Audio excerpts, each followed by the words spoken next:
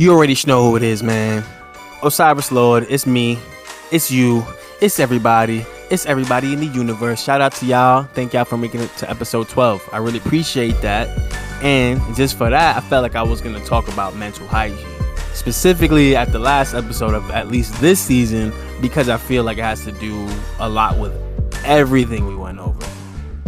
So, what is mental hygiene, you're asking? Mental hygiene. Well, first of all, what's hygiene? You guys know about physical hygiene. You brush your teeth, hopefully take a shower and all of that stuff, you know what I'm saying? So you keep your body sharp. Why not do that with your brain, you know what I'm saying? Mental hygiene. So mental hygiene is basically sharpening your mind. It's basically like training your brain. It's not the same thing as like a brain memory game or something, but it's like sitting down and basically doing shadow work inside your brain. That's how I take it anyway. Now, as far as mental hygiene tips, because it's not really much to say about it, I'm just kind of going over tips. These are from Business Insider, and I think that these are pretty good. Transcend the environment.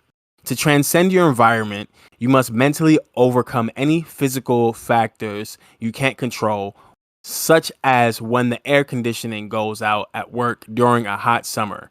Instead of focusing on the fact that you're sweaty and uncomfortable, distract yourself with pleasant or innocuous thoughts, Brown says. It's like the old adage, mind over matter, which, wow, damn, I was scared. That was a good one, mind over matter, which is exactly what it is. You can be in any environment, and as long as you can hold your inner peace, you're not always going to be able to control everything. And that's where some people lose their what is it, their feng shui, their flow. They can have everything going, but if they can't control certain things, then they're just gonna lose it. Like sometimes it's way too hot and it's just like, bro, it's hot, I'm angry because it's hot. But if you can overcome that, I mean, yeah, you're gonna be sitting there sweating crazy, but that's what I do. I be hot, I just sit there and sweat. Honestly, I don't complain, because if I complain, I'm just gonna be stressing myself out about something I literally can't change. So number 2 is cultivate constructive acceptance. Learn not only to accept the physical things you cannot change, but to accept them graciously, Brown advises. In high school, Brown dreamed of playing center in the NBA, but he was too short to excel at the position. Instead of compromising and playing forward or guard, he gave up on basketball. Years later, Brown realized he should have constructively accepted his handicap and found another way to pursue his NBA dreams instead of dropping them entirely. So basically, stick with your John, you know what I'm saying? Might not go the way you want, but just kind of stick in it. Stick in there, keep sticking. Anyway, number 3, this is one of my favorite ones. Visualize the ideal self. Before taking on any task, from tackling a hefty to-do list to giving a company-wide presentation, visualize yourself coming out successful. If you can picture your ideal outcome of a challenge, you can then inhabit that ideal self as you actually go through the challenge, explains Brown. It means visualizing yourself successful with all the goals you hope to achieve despite challenges, conflicts, and adversity, he says. This visualizing technique shouldn't be saved for just big events. It should be a part of your everyday mental hygiene routine. That's exactly what I do. I try to picture myself like, I may not necessarily know what I want to do. And if you know me, like, to some people, it may seem like I don't aspire to do much with my life, but I've done so much in my 20s that I'm able to live the type of lifestyle that I am now. It may seem like I'm not doing much, but trust me, the not much I'm doing is making me very happy. Very, very, very, very happy. Trust me. But either way, I visualize myself being in this position. That's my point. Not necessarily throughout my whole 20s, but I did tell myself at a certain point, probably when I reach 30, I don't want to work for anybody. I don't mind working with someone. I don't mind working, working. I don't mind, but I'm not going to work for somebody, especially to be underpaid. And I have all these skills and stuff. Like, when the season 1 starts, you guys are going to see how much skills I have, because I'm going to be showing you guys skills versus like physical skills, just like I'm talking about right now, like physical hygiene and mental hygiene. I'm going to the more physical. 4, use positive affirmations. Now, Positive affirmations are good. I like positive affirmations, telling yourself like you can do it, blah, blah.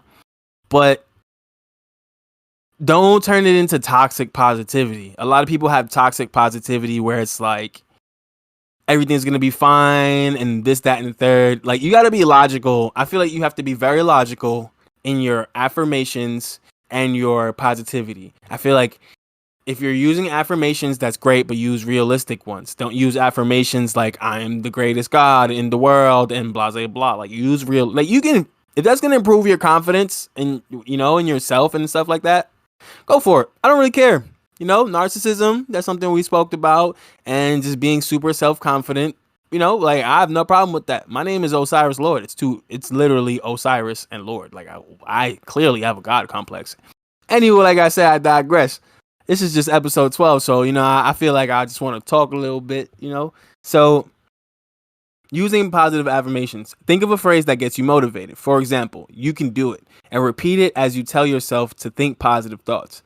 Although it may feel silly at first, Brown warns you'll eventually program your subconscious to associate the phrase with an uplifting feeling, motivating you to power through any situation. Brown has conditioned himself so that his phrase triggers an automatic adrenaline rush. Yeah, man. That's I do that as well. Like, I like to do affirmations. I did affirmations for quite a while every morning and night until I literally programmed in my brain like, yes, you are this. Yes, you are that. Yes, you can do this. Yes, you can do that. Like, whatever it is you feel like, you know, you want to do that. But like I said earlier before I read that, make sure it's not toxic positivity. Because toxic positivity will get you nowhere. It's like literally like if something happened and your friend is just like, oh, don't worry, it's going to be okay. And you know it's not going to be okay. That's toxic positivity. Number 5, practice psychological counterpunching. Excuse me. Brown draws this technique from famed boxer Muhammad Ali, who said that a good counterpuncher will hit without being hit. To implement this psychology, Brown suggests using a double dose of positive affirmations. When a negative thought comes to mind, such as I'll never finish this on time, first block it by saying something like yes, I can, and then knock it away with a phrase such as just do it. I do this all the time. Even when I'm doing this right now, like I can literally be laying down and I'm just like, man, I just want to lay here. It's so comfortable. But then I'll literally be like, I need to get up. I'll like hop out of the bed. You should see it's like manic almost. I'll hop out of the bed. I'll mope around for like 1 minute. And then I'll just be like, you know what, bro, just do it. It's only going to take you 10, 15 minutes. And the rest of your day is going to be amazing if you do this. So that's what they mean. Like, you wake up, you be like, I can be up, like creative. And then when something comes in, like, you can't be a creative, you just be like, I'm gonna get up right now and I'm gonna paint something. Literally, boom, I'm the greatest painter. No, they trying to change you into a narcissist here, but it's alright though, you know. It's alright. Number 6, change your internal computer chip. This is a really good tip. This is literally like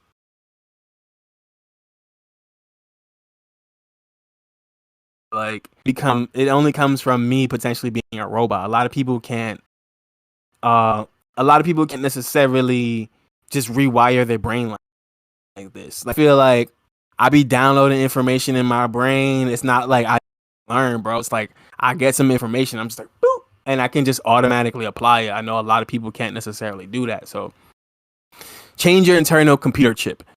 Like computer memory chips, our minds become programmed to constantly think certain things, Brown says. So in order to change a negative behavior with one, instead of simply telling yourself to stop doing something, concentrate on the habit you'd like to replace it with and stick with it. You must do the same thing every time you lose focus so that your new memory chip will allow you to relax, Brown says. Now, anytime, this is kind of like when okay, when a smoker is trying to quit smoking cigarettes and then they're like, I want to smoke. and then they go to the store and buy a lollipop and have a lollipop instead. It's the same. It's literally the same concept of that. So like when you're potentially, this is my own example. If I start to feel overwhelmed or something like overstimulated, I will literally turn off all electronics around me, sit down, breathe, have water, and that will literally calm me down within like 5 minutes. I'm not gonna say 30 seconds or no exaggerated thing like that because I am a human being. I'd be overstimulated. So I'll just literally sit down, no music, no nothing. If anything, I might turn on like some waterfalls or like some binaural beats or something like that. But for the most part, when something goes through my brain that I don't like, I just try to shut it out immediately. Like I get pressed a lot at night, it's like that. So it's where I live. It's 3 hours from where, not necessarily 3 hours, but I'm saying like it's a different time zone. So 7 and they're at 7 p.m. and they'll be getting ready for bed, you know, like over there, like New York or wherever in the East Coast. So during those times when it becomes 9, it's like 9 o'clock, 10 o'clock, 12 o'clock. It might be like 3 a.m. over there.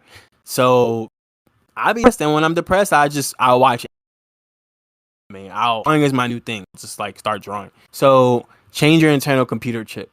When this thing happens for me, it makes me do this. I get depressed, I draw. If I feel angry, I sit down, I start to decompress, things like that. And then I have a couple other. So again, from Business Insider, and I actually have a couple of tips that I just wrote down from the side. I think being aware of your stress level is really important as far as my mental hygiene, because a lot of people go from 0 to 100, and a lot of people actually aren't even minding their like anger or their. For me,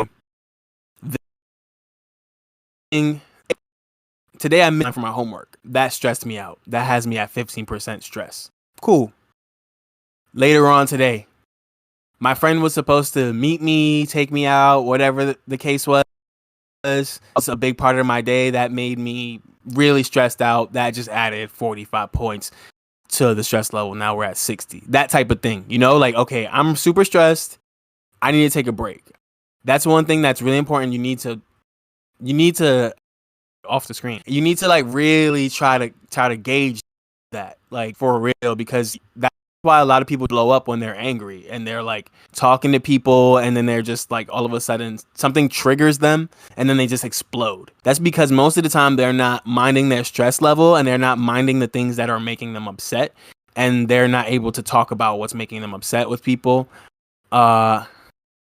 So, I mean, with that being said, like I said, you need to be aware of your triggers, man. Like, if you know something triggers you, you need to like literally stop, breathe, and honestly, I mean, I can't say not let it trigger you, but you need to just be conscious of it. You know, I like to be conscious of my words because I'm a human being too. Like, I don't like to say things like "calm down" and like, because I understand people's feelings and emotions. And sometimes you're angry, and sometimes you need to be angry. That's another thing as well. Mental hygiene, people have the common misconception that you need to shut out your feelings. You don't need to shut out your feelings. You need to be healthy with your feelings and non-destructive with your feelings. So if you get angry, it's okay to be angry, but you can't get angry and just start messing everything up and being violent. You know, you can be sad, but that you can't go in the corner and just like cry all day. I mean, if you want to cry for the day, sure, but I'm just saying, like, you can't just be like, I'm gonna cry for the rest of the week. You know, like, you need to really at a point say, hey, I'm gonna just work on it.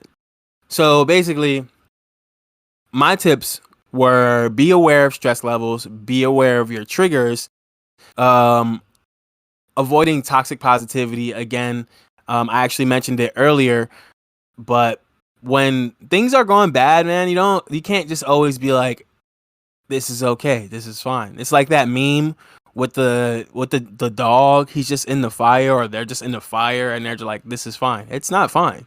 Like, that's a funny meme. Don't get me wrong, that's a funny meme. But like, even that is like a prime example of like mental stuff. It's like, it's clearly not fine, bro. You need to get out of there. Like, you need to be uncomfortable at times. Some that I find I like to put myself in a lot of uncomfortable positions in order to be able to know how to get myself out of them. And also so I can sit and just think about, I need to do this, I need to work on that. If I immediately decide to just try to pretend like this feeling doesn't exist, that's even worse. That's how you build up, and that's how you explode. I know it kind of sounds contradictory to some things I've said, but there's a difference between sitting down, being upset, and figuring out why you're upset versus exploding on somebody in the heat of a conversation. There's two different things there. It's like, let me calm down, turn my anger off so I don't explode on this person. Then you get to this point where it's like, now you're upset at home. You can stay upset, but try to figure out why you're upset. So I hope that makes a lot of sense. Another thing too with mental hygiene is, like I said, it's sharpening your mind. So I suggest, again, like talking to a homie, maybe going to therapy, things of that nature, because I always try to do things alone, and then like it's really unfortunate, because a lot of us, we try to take on too much. We just literally try to take on too many things. One shoulder has depression, one shoulder has bipolar. On your back, you're carrying like just a bunch of anger. Like, some people can see that, and some people aren't going to be comfortable enough to just walk up to you and say, hey, Osiris, like, I noticed you've been dealing with a lot lately. Do you want to talk? People aren't going to be comfortable with that. No matter how much they want to, they may be working on their own thing. They may not want to take the load on. They may not know how to approach you, especially if you're a person that is potentially like narcissistic. You don't necessarily want to reach out for help. They may feel like, you're always kind of like whatever. So my advice is, be aware when you need help. And if you don't know if you need help, just talk about it with certain friends. Say, hey, I don't know if I need help. I don't know what's going on. I just been feeling this way lately, and I really feel like I need somebody to listen to me for a second. Some people could talk to you and make you realize, like, again, this kind of contradicts what I said as far as positive, toxic positivity. But some friends can literally make you realize it's not the end of the world. They may not necessarily say, hey, look, cheer up and all of that stuff there, but they'll let you know, like, yo, like, you lost $100 today, but this person's home just like, they just got evicted out of their home, bro. Like, things like that. Like, that is like a good way to bring somebody down to earth. But anyway, I don't want to ramble. I feel like I'm rambling. It's Osiris Lourde Under the Scope, episode number 12. Episode number 12 was about mental hygiene. Remember, the Lord loves you, all your friends, family. Please take the time to watch all these videos in detail. Watch them when you're feeling sad. Watch them when you're feeling happy. Watch them when you feel unsure. And like I said, I love you guys. I will definitely try to keep doing some mental health videos. Season 1 is more physical skills. It's not mental skills like this one and mental sharpening, but I will definitely try to keep you guys in the loop of Lourde Under the Scope, the mental podcasting type of thing. Whatever. Peace. Funky. Dun, dun, dun, dun. Discord. Open up. Discord. Hurry the fuck up. Discord. Open up. Where's Craig? Record the shit. Do that quick. And before I get pissed. Mental hygiene is the shit. Open up, join the voice. Alright. This motherfucking episode 12. You know what I'm saying? This motherfucking episode 12. On the episode 12.